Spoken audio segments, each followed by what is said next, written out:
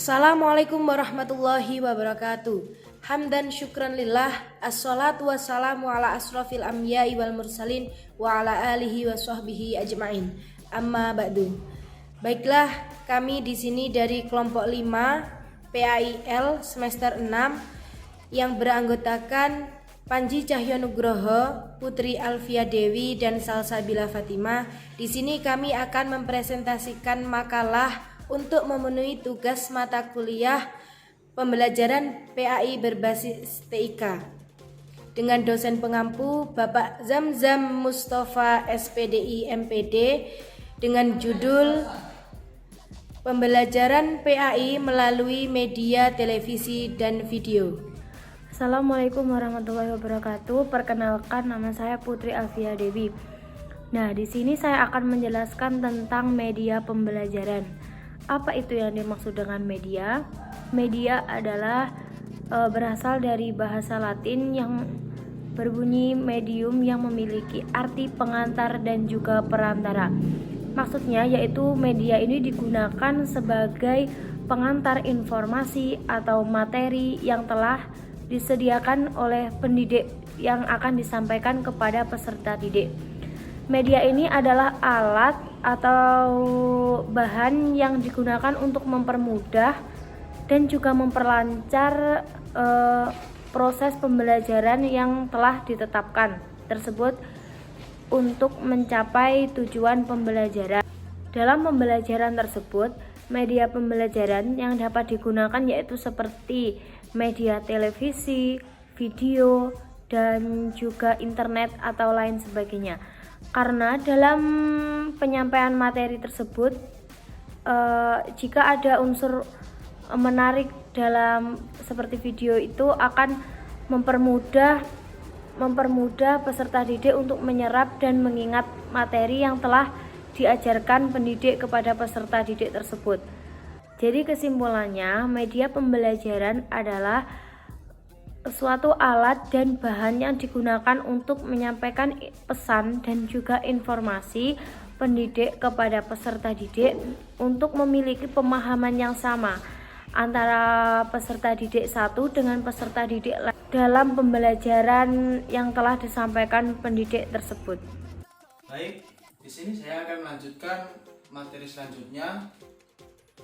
Materinya yaitu adalah media pembelajaran PAI. Media pembelajaran merupakan suatu faktor yang penting dalam suatu proses pendidikan.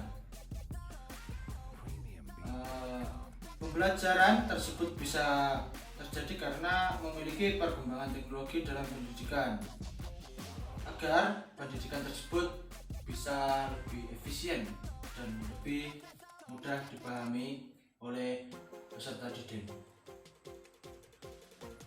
Dalam media pembelajaran itu ada 3. Yang pertama visual, audio, dan audiovisual. Dari ketiga media ini, media audiovisual lebih bisa menarik perhatian dari peserta didik karena di dalam media audiovisual tersebut ada gambar dan juga ada suara atau audio, sehingga peserta didik itu lebih mudah memahami pembelajaran ketika peserta didik itu adanya perpaduan antara gambar dan suara atau audio. Nah, dari media audiovisual itu ada beberapa jenisnya. Contohnya yang biasa digunakan dari peserta didik adalah media televisi. Adapun contoh dari media audiovisual antaranya yaitu televisi. Televisi berasal dari kata tele yang dalam bahasa Yunani berarti jarak, dan kata visi yang berarti citra atau gambar. Jadi televisi merupakan suatu sistem penyajian gambar yang memiliki iringan suara yang sesuai dengan gambar tersebut dan memiliki jarak yang jauh. Televisi memiliki kesamaan dengan surat kabar, majalah dan radio yang dapat digolongkan dengan media massa. Televisi yang didesain dan dikemas serta dimanfaatkan untuk kegiatan pembelajaran supaya peserta didik itu lebih gampang dalam memahami pembelajaran atau sebuah materi yang diharapkan, baik dari segi afektif, psikomotorik, dan kognitif. Televisi memiliki beberapa manfaat. Yang pertama, sebagai penerangan, artinya televisi sebagai media yang mampu menyiarkan informasi yang sangat memuaskan karena adanya gambar dan suara dalam penyampaian informasinya. Yang kedua, televisi sebagai pendidikan, tidak hanya film atau kartun saja di televisi, tapi di televisi itu bisa menampilkan pendidikan.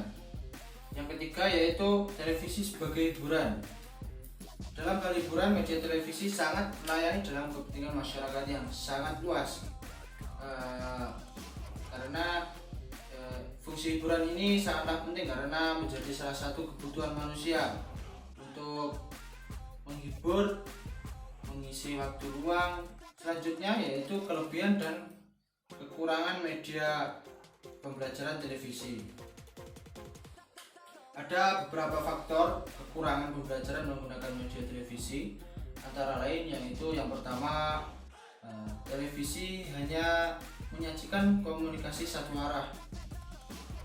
Kita hanya bisa melihat dan mendengarkan saja, tidak bisa bertanya, seperti itu.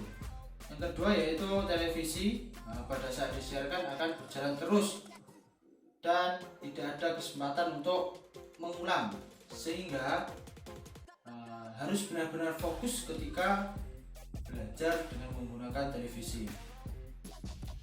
Yang ketiga, guru tidak memiliki kesempatan untuk merevisi film sebelum disiarkan karena bersifat satu arah, maka tidak ada sesi tanya jawab, tidak bisa mereviewnya.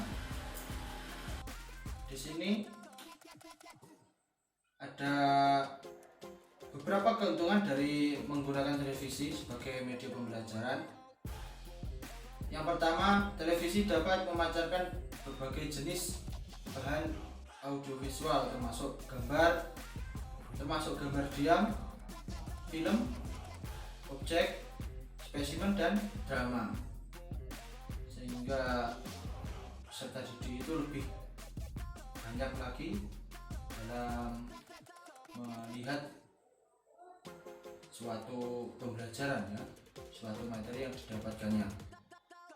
Oke, baiklah, di sini saya akan menjelaskan tentang dampak media televisi terhadap peserta didik. Ada pengaruh fisik dan juga pengaruh sikap. Adapun tentang pengaruh fisik, yakni di mana jatah mereka untuk bersama keluarga dan teman sebayanya itu sangat terkurangi karena mereka lebih asik dan lebih fokus untuk menonton televisi, dan juga jatah mereka untuk makan dan istirahat yakni tidur juga akan terganggu karena mereka pastinya memilih untuk menonton televisi. Selanjutnya ada pengaruh sikap, yakni apa yang mereka dengar, apa yang mereka lihat, dan apa yang mereka perhatikan itu akan mereka tiru dalam kehidupan sehari-hari mereka. Jadi di sini sangat dibutuhkan sekali pendampingan dari anggota keluarga, terlebih orang tua. Pembahasan selanjutnya yakni mengenai media video. Kita akan bahas terlebih dahulu pengertian dari media video. Video yakni serangkaian gambar gerak yang disertai dengan suara yang membentuk satu kesatuan yang dirangkai menjadi alur dengan pesan-pesan di dalamnya tentunya. Hal ini untuk tercapainya tujuan pembelajaran yang disimpan dengan proses penyimpanan pada media pita atau disk.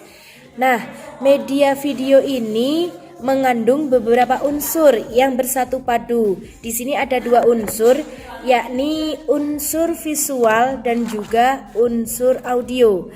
Nah, unsur audio dapat menerima pesan pembelajaran melalui pendengaran, sedangkan unsur visual yakni penciptaan pesan belajar melalui bentuk visualisasi. Setelah kita membahas tentang pengertian dan juga unsur media pembelajaran video, sekarang kita akan membahas tentang kelebihan dan kekurangan media pembelajaran video. Yang diawali dengan pembahasan kelebihan media pembelajaran video.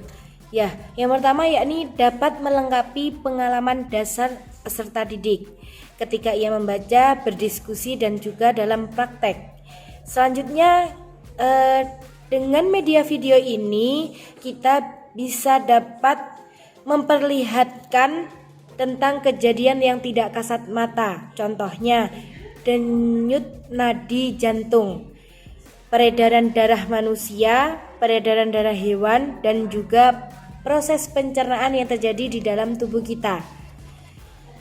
Kelebihan selanjutnya yakni meningkatkan inovasi dan tentunya motivasi agar cara berpikir peserta didik terasah sehingga mempermudahkan mereka dalam berdiskusi.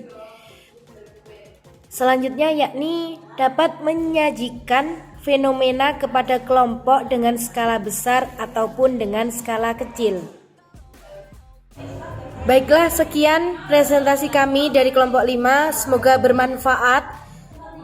Terima kasih. Wassalamualaikum warahmatullahi wabarakatuh.